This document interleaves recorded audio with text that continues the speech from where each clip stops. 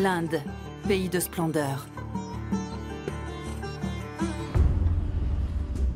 Mais aussi pays d'inégalité. Son système est le plus inhumain de la planète. Il fonctionne par caste, comme au Moyen-Âge. L'Inde, pays de modernité.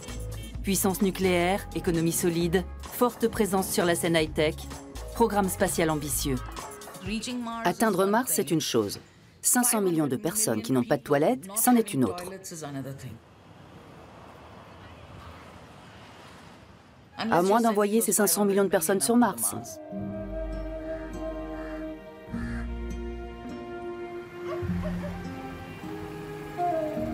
L'Inde, 4e économie mondiale, noyée dans un océan de pauvreté. La patrie de Gandhi, dit le Mahatma, la grande âme. Un pays grand comme un continent, peuplé d'1,2 milliard d'habitants, soit 1/6 de la population mondiale. En Inde, après un certain âge, les femmes sont parfois considérées comme des déesses. Avant, ce sont des catins.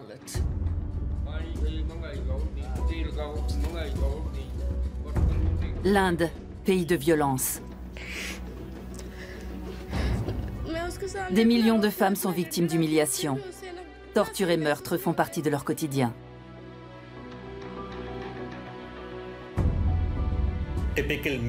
Un Indien préférera sauver sa vache plutôt que sa femme.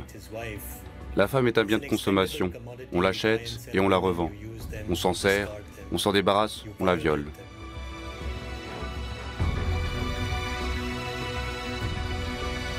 L'Inde, pays de spiritualité et de croyance. Mais aussi pays de conflits religieux et de violences intercommunautaires. On utilise la religion comme une arme pour diviser la société. On accuse les Britanniques d'avoir divisé pour mieux régner et aujourd'hui on fait la même chose avec notre propre peuple.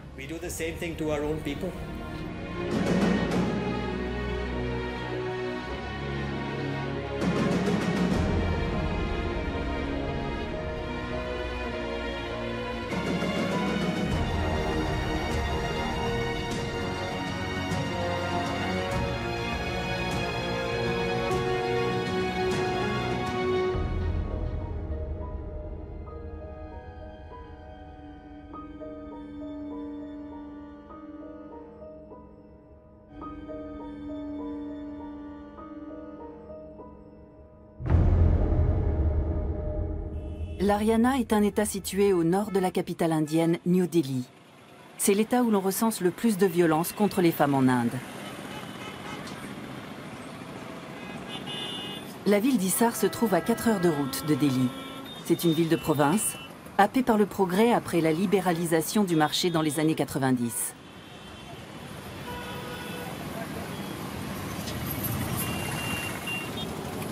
L'Haryana est tout sauf un État pauvre.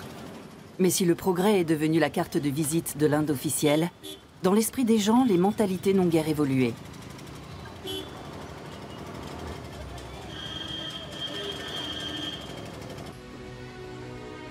C'est dans un lieu tenu secret que réside Shabnam. Depuis qu'elle a fui son village, cette lycéenne vit cachée.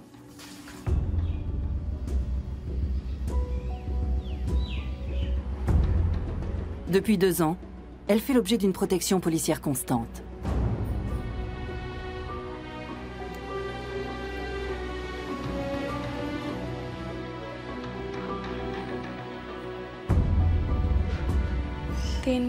Dans 3 mois, 2 assassins qui ont été condamnés seront libérés. Ils ont déjà commis 20 meurtres et ils purgent actuellement leur peine. Ils ont été chargés de me tuer. On leur a offert 80 000 roupies pour ça, soit 1 050 €.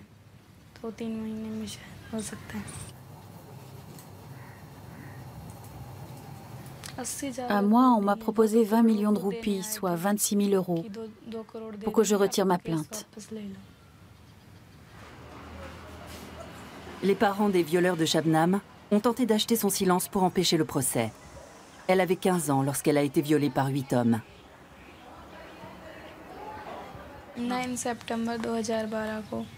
C'était le 9 septembre 2012. Je me rendais au village de ma grand-mère. Les types m'ont attrapé et m'ont jeté dans une voiture. Ils étaient 8. Ils m'ont violée dans un endroit isolé à l'extérieur du village. Ils ont fait une vidéo et m'ont obligée à avaler des pilules. J'aurais voulu les tuer, mais je n'ai pas pu me défendre. L'un d'entre eux a mis sa main sur ma bouche. Un autre m'a tenu les mains et 2 autres les jambes. Cette image de l'Inde est très loin de celle d'une société évoluée, d'un pays avec une longue tradition historique, une culture riche, de belles chansons, de la musique, de la danse, des couleurs, une riche littérature, etc. L'Inde d'aujourd'hui, l'Inde contemporaine, est une société barbare. C'est une société brutale, très cruelle envers les plus faibles et les plus démunis. Elle est cruelle envers les intouchables, les pauvres, les femmes, les enfants, les ouvriers. De manière générale, envers quiconque se trouve dans une position légèrement inférieure. L'usage de la force et de la violence envers ces personnes peut atteindre des extrêmes. Cela fait partie de notre culture indienne contemporaine. C'est ça, l'Inde moderne. Colin Gonsalves est l'un des avocats de la Cour suprême. Il est également le fondateur de l'organisation Human Rights Law Network, un réseau national d'avocats dont le siège se trouve à New Delhi et qui défend bénévolement les pauvres. Il voit défiler des milliers de cas similaires à celui de Shabnam.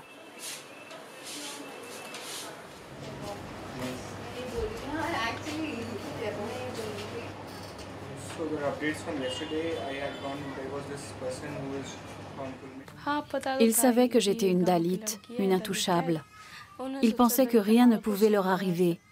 Ils avaient déjà violé une Dalit sans qu'il y ait de conséquences.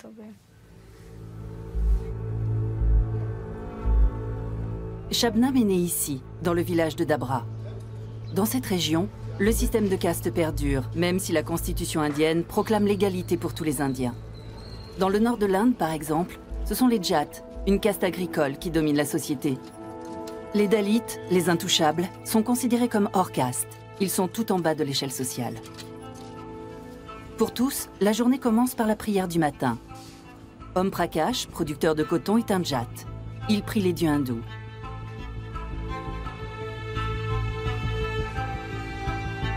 Kita Bokumar vit quelques rues plus loin. C'est une Dalit. Elle aussi prie les dieux hindous. Tous deux partagent la même religion, mais le système de caste les sépare. Les Jats sont de riches fermiers. Ils possèdent des terres, des tracteurs. Les Dalits travaillent pour les Jats, dans leurs champs ou dans leurs maisons. Les Jats détiennent le pouvoir et dictent les règles.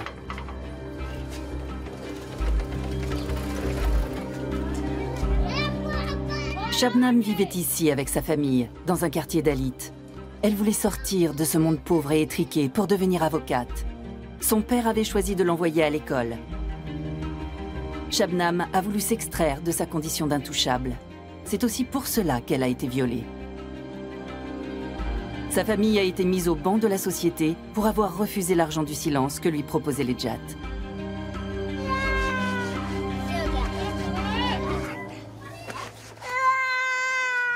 Au village, c'est le Jati Panchayat, le conseil des anciens, qui a le dernier mot. Lui aussi est dirigé par des Jats. Les caméras y sont interdites. Chaque décision du conseil est appliquée, même quand elle va à l'encontre de la loi, comme nous l'explique un villageois. C'est un tribunal villageois, en effet. Si quelqu'un n'obéit pas à ses décisions, il est chassé de la communauté. Il ne peut plus voir personne de la communauté ou du village. Il ne peut plus venir manger chez l'un d'entre nous ou toucher les objets de notre foyer. Tant qu'il ne se soumet pas au jugement du Conseil des Anciens, il ne fait plus partie de la communauté ni du village.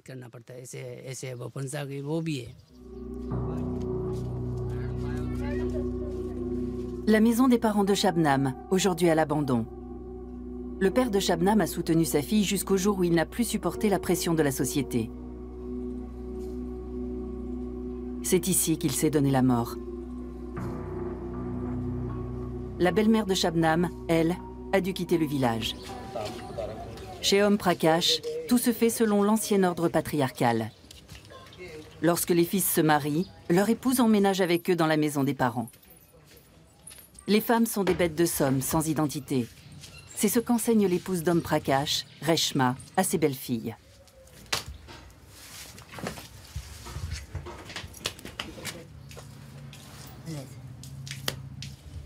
Voici le fils aîné. Son plus jeune frère est en prison. C'est l'un des violeurs de Shabnam. Son père Om Prakash et sa mère Reshma contestent sa culpabilité.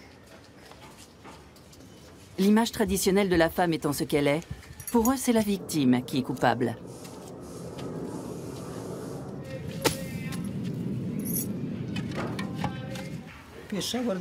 Cette fille est une prostituée.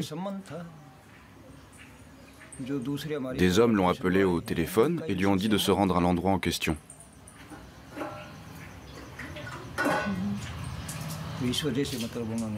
Nos garçons travaillaient au champ.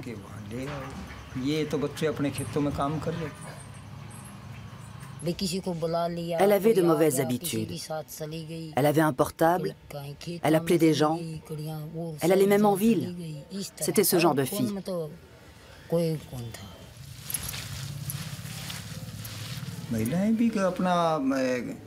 Une jeune fille bien doit s'occuper du ménage, passer du temps en bonne compagnie et respecter les aînés.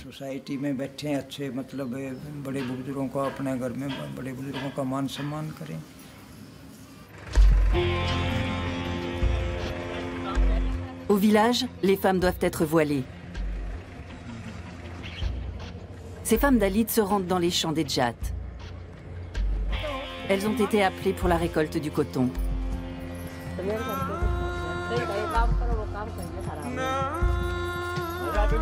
Leurs enfants les accompagnent. Les Dalits ne possèdent aucune terre, une véritable malédiction dans l'Inde rurale. Ramesh Kumar le sait mieux que personne. Dalit et travailleur social, il est le seul de son village à plaider pour les droits de sa communauté.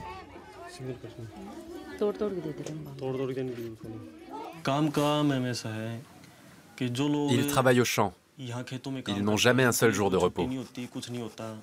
Les Jats n'accordent aux Dalits que des contrats annuels, pour maximum 250 € de salaire pour toute l'année. En échange, ils doivent s'engager à faire toutes sortes de travaux, dans les maisons, aux champs et avec les bêtes. Le contrat ne concerne qu'une seule personne, mais toute la famille doit contribuer. Ils sont totalement démunis. Lorsqu'ils ont besoin d'argent pour un mariage ou pour construire une maison, ils vont voir les Jats pour leur en emprunter. Cette dépendance permet aux Jats de garder les Dalits soumis. Si l'argent n'est pas remboursé dans les temps, ils violent nos femmes ou les frappent.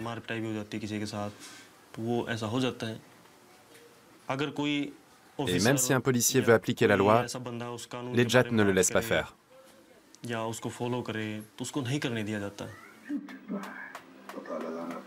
Le système de caste prévaut jusque dans la fonction publique.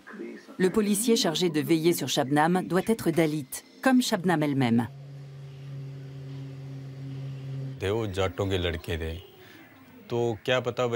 Les criminels sont tous des Jats. Si un policier Jat était là à ma place, les coupables pourraient tenter de l'influencer pour qu'il emmène Shabnam quelque part et qu'il puisse la violer ou même la tuer.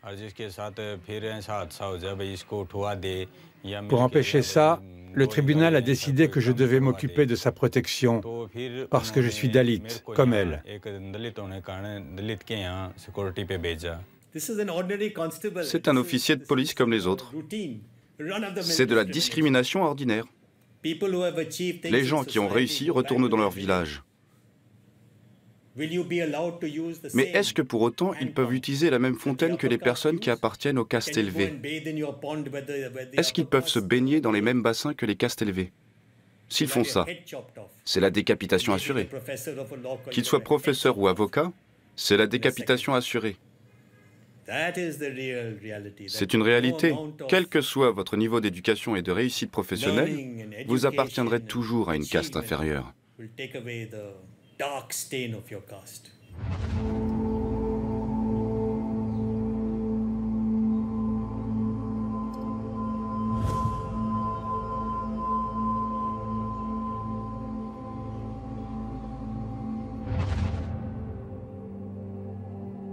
À seulement une demi-heure d'avion de la capitale New Delhi se trouve Lucknow, la métropole de l'État d'Uttar Pradesh, située dans le nord-est du pays.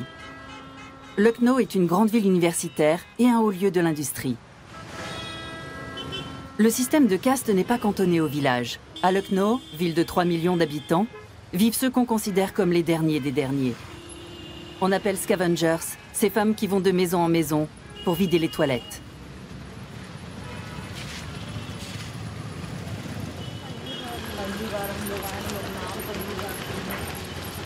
C'est ce que font Anita Kumar et sa mère Zanti.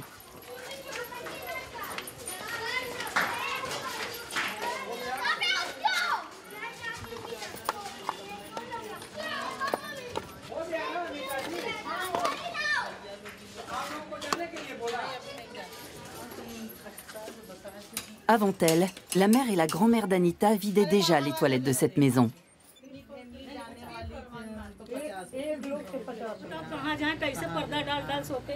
Depuis l'âge de 4 ans, Anita accompagne sa mère dans cette rebutante corvée qui se transmet de génération en génération.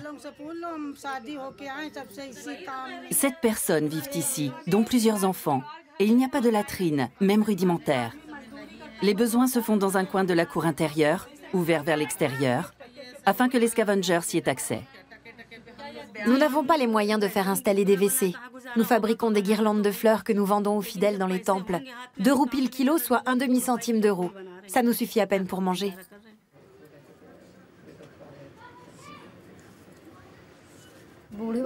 Ma belle-mère et ma grand-mère sont âgées. Ça ne les dérange pas de faire leurs besoins dehors. Mais moi, j'ai honte. Mais qu'est-ce qu'on peut faire d'autre?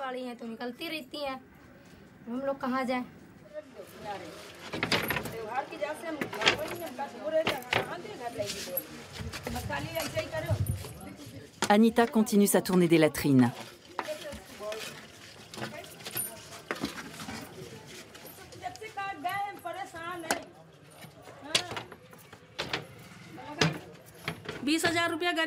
On ne peut pas payer 20 000 roupies pour des toilettes. Ça fait 260 €. Les videuses de toilettes nous coûtent 30 centimes d'euros par mois. Elles aussi doivent vivre de quelque chose. Qu'est-ce que vous voulez qu'on fasse de nos excréments sinon? Si on les jette dans le caniveau, on va avoir des problèmes. Dans ce quartier, il n'y a pas de canalisation. Eau usée et immondices circulent dans des canaux ouverts en bordure de rue.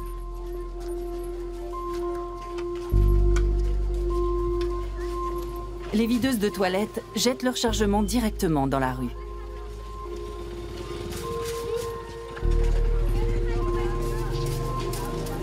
Ces tas d'immondices sont omniprésents dans les villes indiennes, y compris au cœur des quartiers résidentiels. C'est ici que les gens viennent se débarrasser de leurs déchets ménagers.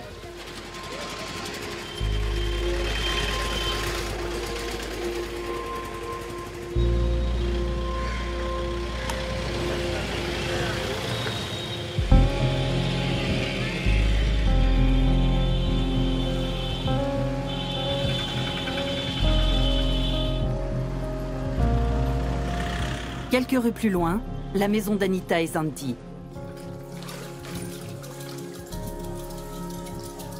Tous les intouchables ne sont pas égaux entre eux. Leur nom est le meilleur indice pour les situer dans la hiérarchie des communautés pauvres.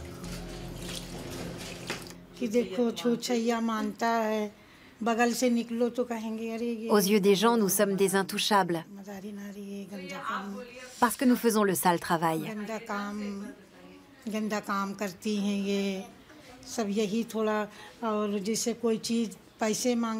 Quand les gens nous paient, il arrive qu'ils jettent l'argent par terre. Et après, il nous ordonne de le ramasser.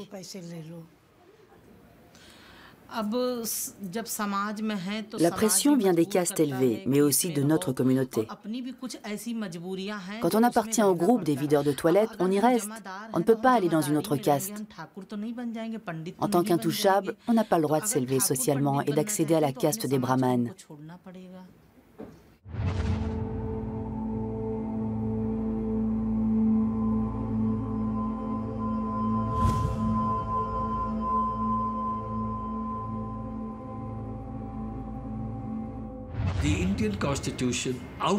La constitution indienne interdit la discrimination fondée sur les castes sans condamner le système de castes pour autant. On pointe du doigt la discrimination fondée sur les castes, mais on n'est pas prêt à dire que l'existence des castes est néfaste. Tout simplement parce que ce système est étroitement lié à l'hindouisme. Très tôt dans les écrits, puis tout au long du développement de l'hindouisme, on trouve des justifications du système de caste. Dans les écrits les plus fondateurs de cette religion, il y a des justifications du système de caste et de la violence. Le système, tout comme la violence, sont institutionnalisés par la religion. On voit ça même chez Gandhi, qui était un hindou très croyant. Même lorsque de nombreux hindous dénoncent les dérives et les discriminations liées aux castes, ils ne vont pas jusqu'à remettre en question le système en lui-même. C'est un système extraordinaire qui semble non seulement survivre au capitalisme, mais également prospérer grâce à lui, et qui façonne littéralement notre approche du capitalisme. La société indienne a une particularité très étrange. Elle crée une acceptation de l'injustice qui n'a pas d'équivalent dans le reste du monde. Bombay, deuxième ville indienne. Avec ses 18 millions d'habitants, elle est le centre financier du sous-continent. Connue dans le monde entier grâce à Bollywood, mais tristement célèbre à cause de son statut de plus grand bidonville d'Asie.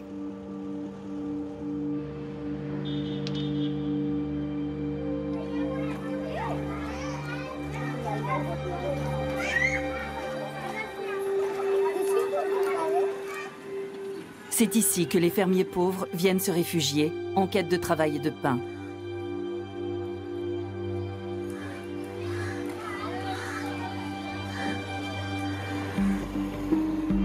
Dans des villes comme Bombay, la logique des castes a ouvert la brèche au capitalisme sauvage. C'est à cause de ce système que les familles des classes moyennes peuvent employer chez eux des enfants de couche sociale inférieure et les persécuter de la pire façon qui soit, et cela en toute bonne conscience.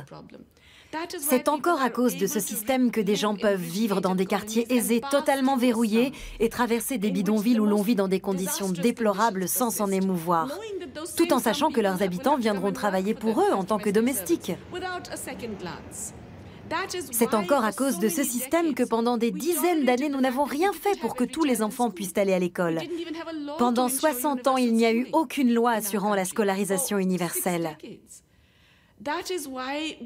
C'est aussi à cause de ce système que nous laissons la moitié du pays souffrir de malnutrition et vivre dans des conditions parfois pires qu'en Afrique subsaharienne. C'est cette acceptation de l'inégalité qui, à mon sens, nous empêche de suivre un modèle de développement juste et équitable. Voici Antilia, la maison individuelle la plus chère au monde, haute de 27 étages. Les 3 premiers abritent les carrosses de ses propriétaires, les frères Ambani.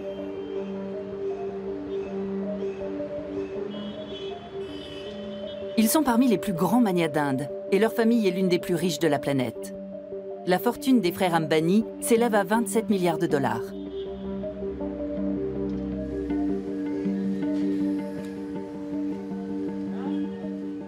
« 37 000 mètres carrés, c'est la surface du logement d'un des frères, Mukesh Ambani. Il vit avec sa mère, sa femme et ses 3 enfants. Ils ont 600 domestiques à leur service. Au pied de cette luxueuse propriété, des Dalits vivent des miettes de la société de consommation. Sans mot dire, résignés.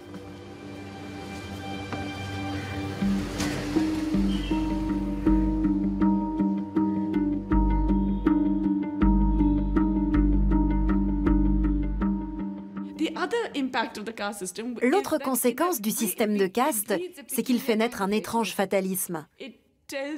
Il vous fait croire que c'est votre karma, votre destin. Et que votre destin, ce n'est pas seulement cette vie, il y a la précédente, la suivante, c'est très compliqué.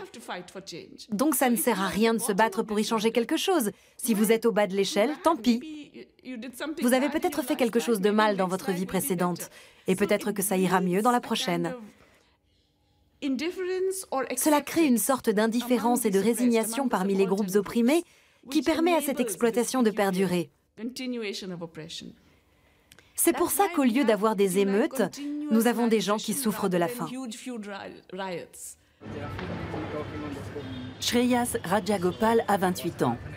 Ce banquier est l'un des auteurs à succès de Bombay. Il appartient à une haute caste, mais n'accepte de se faire filmer que sur sa terrasse. Ici, on ne montre pas comment vivent les riches. Pourtant, dans son livre Scarcity, il n'hésite pas à égratigner ses pairs.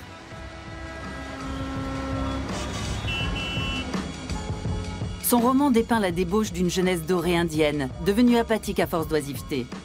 Les villas des parents servent de théâtre à leurs fêtes dantesques, avec tous les excès que cela implique. Drogue, alcool, viol, parfois suicide.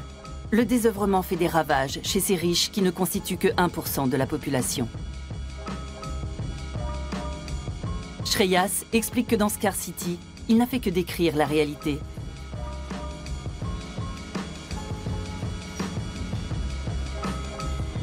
Dans ce quartier de Bombay, au bord de la mer d'Arabie, Shreyas a eu une enfance privilégiée. Ça, c'est Cuff Parade, l'un des quartiers les plus riches de Bombay. Ici, les appartements coûtent entre 5 et 10 millions de dollars. Juste à côté, il y a un immense bidonville. À l'origine, il était habité par des ouvriers immigrés venus ici pour construire ces bâtiments. Une fois les chantiers terminés, ils sont restés. Les riches qui vivent à Cuff Parade continuent à profiter de cette main-d'œuvre. Tous leurs domestiques viennent du bidonville. En fait, ils aident les riches à maintenir leur train de vie. Par contre, si on parle d'eux aux riches, ils vous diront à quel point le bidonville leur gâche la vue sur la mer. Une fois par jour, les habitants du bidonville ont de l'eau pendant 1 heure. Dans ces baraquements, il n'y a ni eau courante, ni infrastructure. Même s'il dénonce les riches dans son livre, le jeune banquier ne montre aucune empathie à l'égard des pauvres.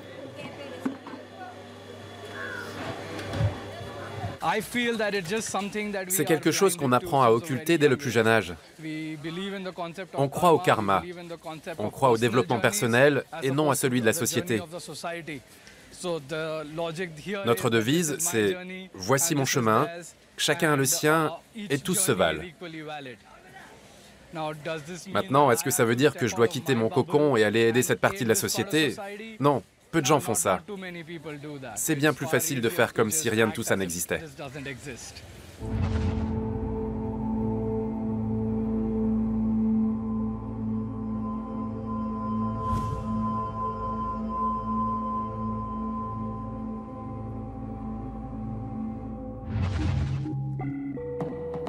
Au sud-ouest de Delhi, l'État du Gujarat et sa capitale, Ahmedabad.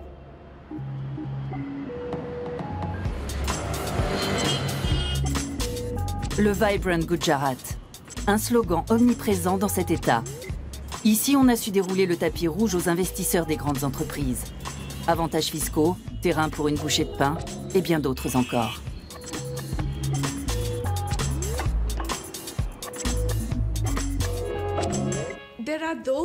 Certains s'étonnent de ce paradoxe.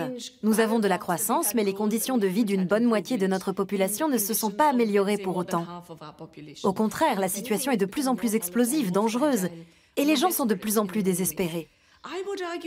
Personnellement, je dirais que c'est justement pour cela que nous avons une telle croissance.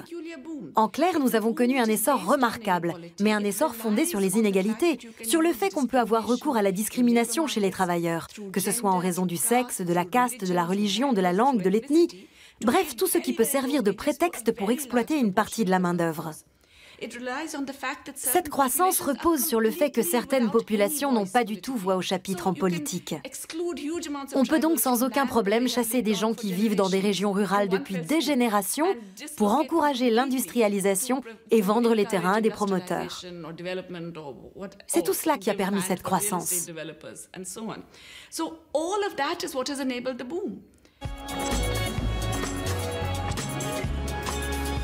Le Gujarat est l'État le plus riche d'Inde, et cela grâce à un homme, le nationaliste hindou Narendra Modi.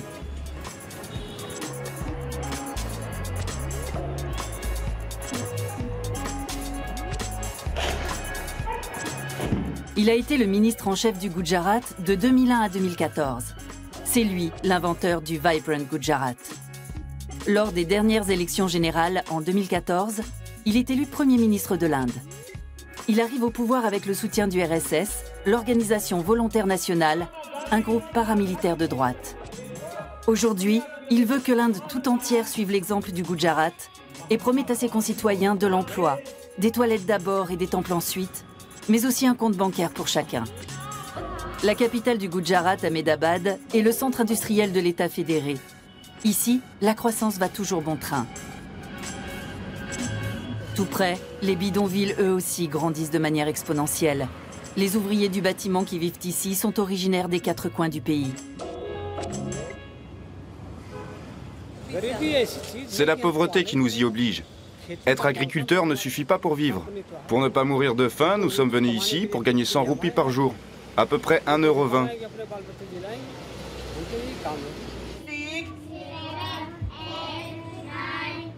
Les cours commencent pour les enfants des travailleurs journaliers devant la cabane qui fait office d'école.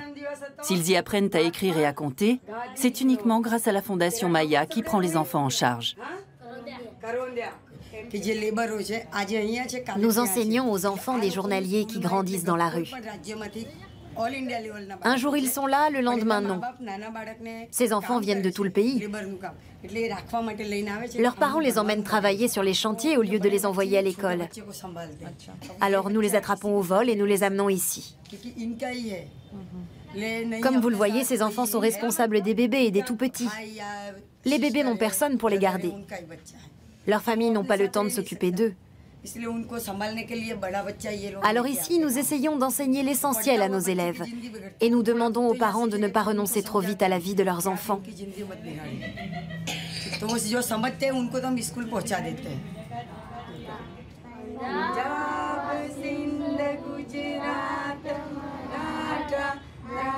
À la fin des cours, les enfants entonnent l'hymne national indien. Inde, ton nom soulève les cœurs. Voilà ce que disent ces paroles.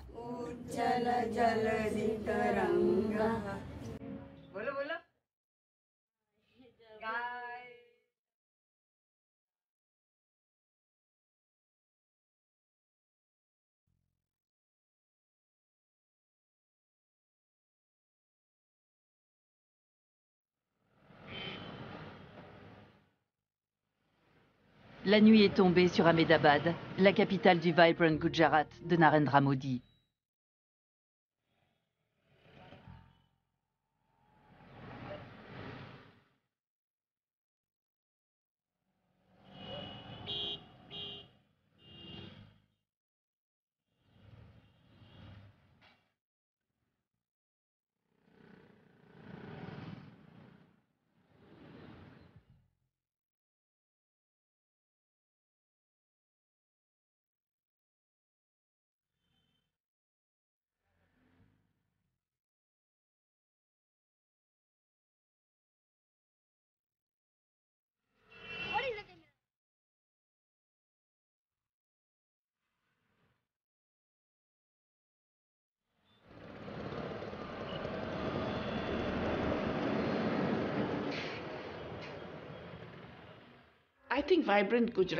Pour moi, le fameux Vibrant Gujarat est un scénario d'horreur. C'est l'exemple typique du développement qui privilégie le grand capital et opprime les travailleurs. Le Gujarat est l'un des États les plus riches du pays, et le salaire y est le 2e plus bas. Ce ne sont pas les habitants du Gujarat qui bénéficient de cette croissance. Le taux de vaccination est l'un des plus bas du pays. Les indicateurs de nutrition sont similaires à ceux de l'Afrique subsaharienne. En ce qui concerne l'alimentation des enfants et la couverture sanitaire, nous nous situons dans la moitié inférieure des États du pays. C'est un exemple classique de croissance qui ne bénéficie pas à la population. L'exploitation humaine a été expressément encouragée au Gujarat. Si c'est comme ça qu'on compte faire prospérer l'Inde, je ne suis pas d'accord.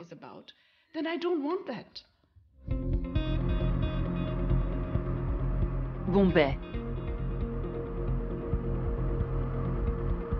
Dans sa propre ville, Testa Setalvad est surveillé 24 heures sur 24 par un policier en uniforme et un autre en civil.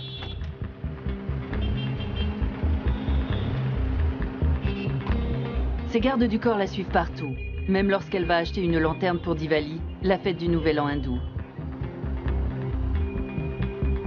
Testa Setalvad est hindoue. Elle appartient à la caste des brahmanes, la plus élevée. Elle a épousé un musulman. Les musulmans constituent la plus grande minorité religieuse d'Inde, soit 180 millions de personnes. En 2002, le Gujarat a été le théâtre d'un pogrom anti-musulman. Depuis, la célèbre journaliste mène une lutte sans relâche pour les droits des musulmans, pour la justice.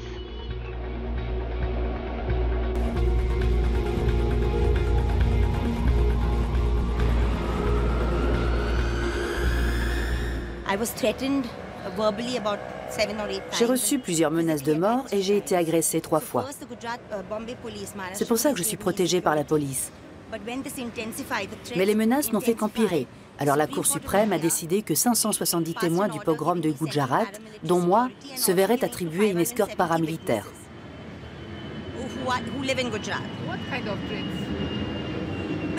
Voilà ce qui arrive quand on se lance dans une bataille judiciaire contre de puissants criminels. Des images du pogrom de 2002 à Ahmedabad, la capitale du Gujarat. L'élément déclencheur, l'incendie d'un train qui transporte des pèlerins hindous de retour à Ahmedabad. 59 hindous y trouvent la mort.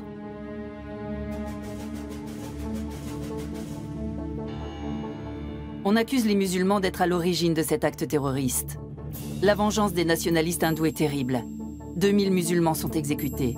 Les femmes sont violées, aspergées d'essence puis brûlées vives. L'actuel Premier ministre indien Narendra Modi est alors ministre en chef du Gujarat.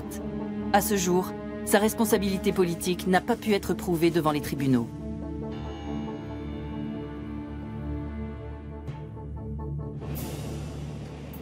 L'organisation de Testa Setalvad se bat pour que la vérité soit faite.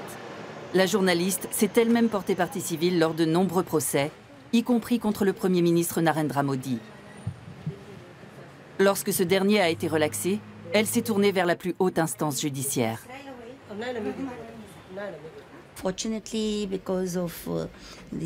Grâce au rapport de la Commission nationale des droits de l'homme et à la Cour suprême qui nous a accordé une protection rapprochée, nous avons pu, pour la première fois dans l'histoire indienne, obtenir plus de 122 condamnations à la peine d'emprisonnement à perpétuité. Pour avoir eu le courage de dévoiler la complicité de personnalités politiques de haut rang et de policiers dans ces meurtres, Testa a reçu plusieurs distinctions, dont le prix Jeanne d'Arc et le prix international des droits de l'homme de Nuremberg.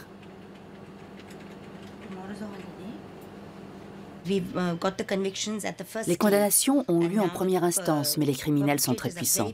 Et ils ont le soutien d'organisations au pouvoir.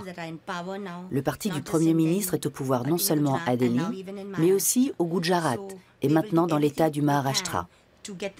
Ils feront tout ce qu'ils pourront pour être acquittés en cour d'appel. Ça ne sera pas facile et ça va certainement coûter très cher à certains d'entre nous. Ils sont capables de tout. À Ahmedabad, les hindous vivent à gauche de cette rue, les musulmans à droite, dans des ghettos.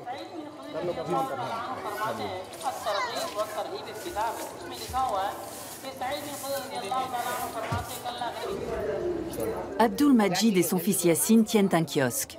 Ils sont les seuls de leur famille à avoir survécu aux violences de 2002. L'organisation de Testa les a également soutenus lors de leur procès.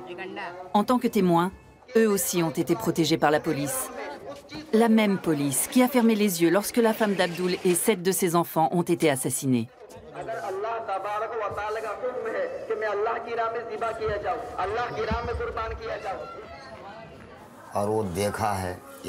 Mon fils a tout vu. Il les a vus brûler sa mère, ses petites sœurs, ses grandes sœurs, son frère aîné et ses 2 autres frères. Lui aussi a été gravement brûlé. Entendre les cris de quelqu'un qui meurt brûlé vif, ça a été un choc pour lui. D'ailleurs, il est incapable d'en parler. Ils ont dit « tuez ces bâtards ». Ensuite, ils ont versé de l'essence sur la mosquée et y ont mis feu. Puis ils sont arrivés chez nous en criant. Et nous nous sommes enfuis par la porte de derrière. Il y avait des flammes partout.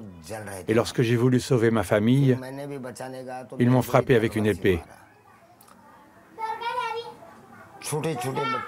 Ils ont fait des choses horribles aux enfants. 10, 11, 12, 13, 14 ans. Les petites filles ont été violées. Elles criaient « Oncle Majid, sauve-nous !» Mais qu'est-ce que j'aurais pu faire? Ils avaient des armes blanches, des épées, des faucilles, des bâtons, et ils criaient « Vive le Dieu hindou Ram !» Aucun musulman n'en sortira vivant.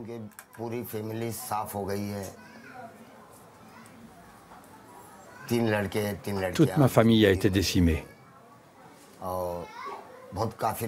Mes yeux ont vu ma petite fille se faire violer par 4 hommes. C'est insoutenable pour moi.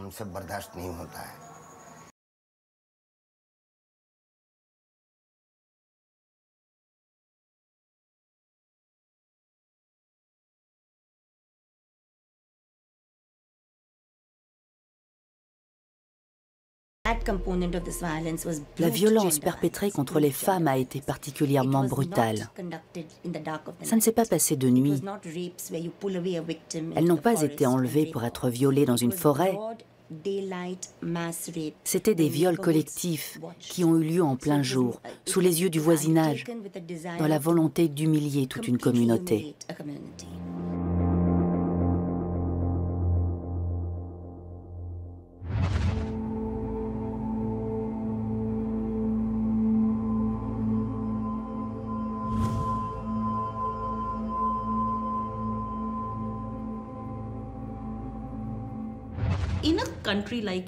Dans un pays tel que l'Inde, qui puise justement sa force de sa diversité et de son pluralisme, la plus grande menace qui soit, c'est de détourner une religion à des fins politiques. Et c'est exactement ce que font les nationalistes hindous. En Inde, c'est un danger encore plus grand que le terrorisme, selon moi. Les nationalistes hindous se servent des castes, de la religion, du corps des femmes pour manipuler l'opinion publique.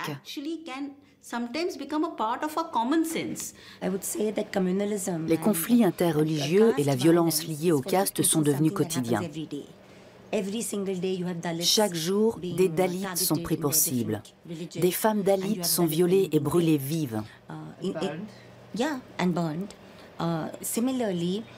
Le côté obscur de cette société et de la démocratie indienne, c'est son communautarisme féroce qui engendre des actes de haine envers les minorités,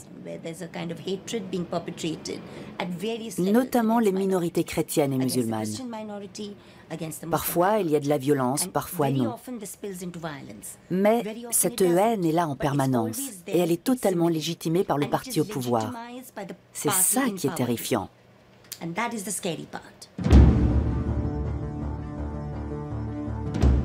La présence des musulmans en Inde remonte au XVIe siècle. Le Taj Mahal est l'un des témoins de la splendeur de l'ancien empire moghol. Aujourd'hui, c'est l'une des principales attractions touristiques du pays.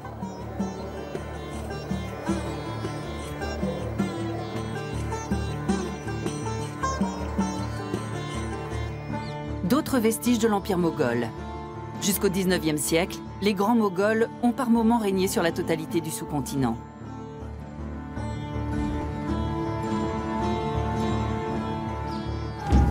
Aujourd'hui, avec 180 millions d'individus, les musulmans d'Inde constituent la deuxième communauté musulmane au monde.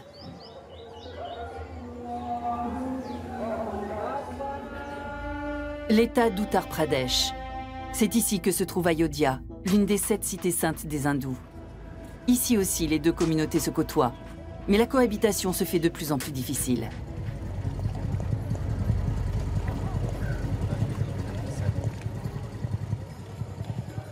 « 960 millions d'Indiens, soit une écrasante majorité de la population, appartiennent à la communauté religieuse hindoue. Ayodhya, une ville de pèlerinage sous haute surveillance, fréquentée par des hindous venus de tout le pays. Pour eux, c'est la ville de naissance d'une divinité majeure, Rama.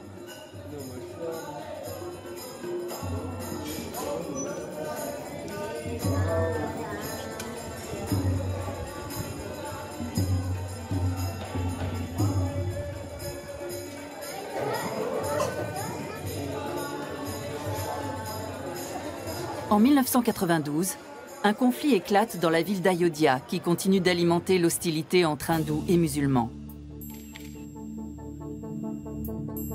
Encouragés par le BJP, le parti de droite nationaliste hindou de l'actuel Premier ministre, des hindous radicaux détruisent la mosquée de Babri. Et aujourd'hui, ils exigent la construction d'un temple dédié à Rama sur les ruines de la mosquée.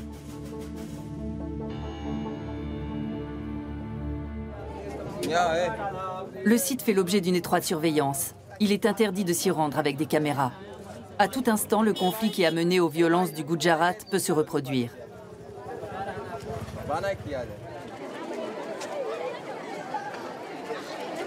L'Inter College Jaganpur lutte contre la radicalisation dans les deux communautés religieuses. Ce lycée d'Ayodhya accueille aussi bien des hindous que des musulmans. Les établissements de ce type ont choisi d'incarner la diversité de l'Inde, un pays où de nombreuses ethnies et communautés religieuses devraient pouvoir vivre en paix.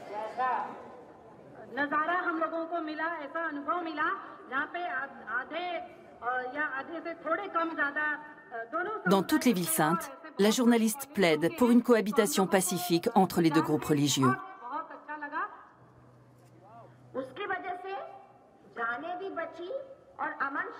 Elle raconte aux élèves comment des familles hindoues ont sauvé des musulmans du Gujarat lors du pogrom de 2002.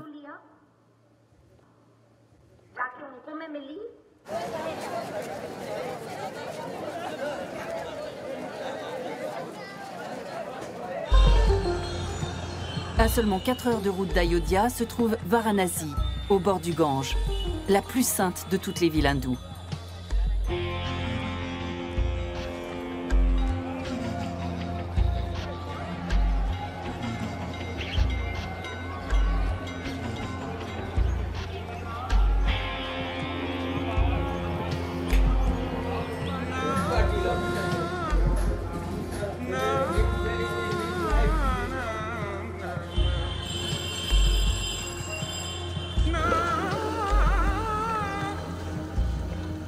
Les défunts incinérés sur la rive du Gange sont censés être délivrés du cycle infini de la vie.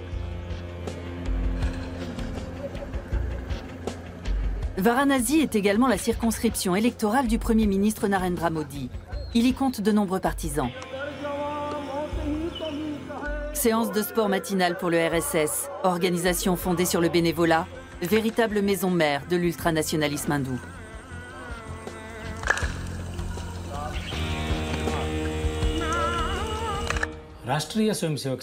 Le RSS a été fondé avec l'objectif de réveiller et de renforcer l'identité nationale dans la société hindoue.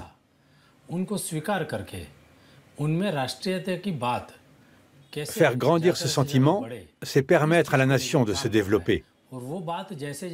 C'est en cela que croit la famille nationale hindoue. La nation a tout ce qu'il lui faut, il ne manque que le réveil de sa fierté identitaire. Des bâtons pour l'ordre et la discipline, au nom de la nation. Chaque année, lors de son grand congrès, le RSS fait démonstration de sa force et de sa grandeur. C'est dans les rangs de l'organisation que Narendra Modi a fait ses armes, en tant qu'organisateur et propagandiste. Selon ses détracteurs, son parti du peuple indien, le BJP, serait parfaitement interchangeable avec le RSS. Nous manquons de fierté nationale, la fierté d'être hindou. C'est ça la mission du RSS. Nous pensons que le moment viendra où nous redeviendrons des précurseurs et où on nous désignera comme les éclaireurs du monde. La mer Inde dans toute sa splendeur. Dans le discours de l'organisation, les musulmans sont tout juste tolérés. L'Inde aux hindous, voilà de quoi ils rêvent. On ne peut pas le nier. Les musulmans et les chrétiens peuvent y vivre, mais ils doivent rester à leur place. Parce que pour les nationalistes hindous, ce sont des citoyens de seconde zone. À Varanasi, la séance de sport matinale s'achève avec l'appel au drapeau et ce serment d'allégeance. Pour toujours, nous nous prosternons devant toi, ô mère Inde, notre patrie. En Inde, le RSS possède plus de 45 000 comités locaux. Ils ne sont ni traditionnels ni religieux. C'est une organisation suprémaciste. Ce qu'ils aimeraient, c'est voir l'État indien devenir un État hindou. Leur modèle, c'est l'Italie de Mussolini et l'Allemagne d'Hitler. Ce genre d'organisation travaille 24 heures sur 24, avec les groupes qui lui sont affiliés pour répandre des rumeurs et des mensonges, pour alimenter les stéréotypes, prendre des demi-vérités et en faire des mensonges. Cette organisation bénéficie d'un énorme soutien, car son aile politique est aujourd'hui au pouvoir. C'est sans doute le plus grand danger que la démocratie indienne ait jamais connu.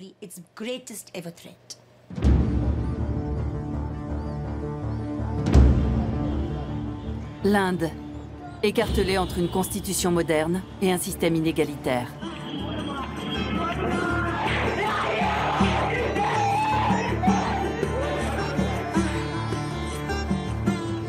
Un pays déchiré entre une croissance exponentielle et un patriarcat archaïque et destructeur.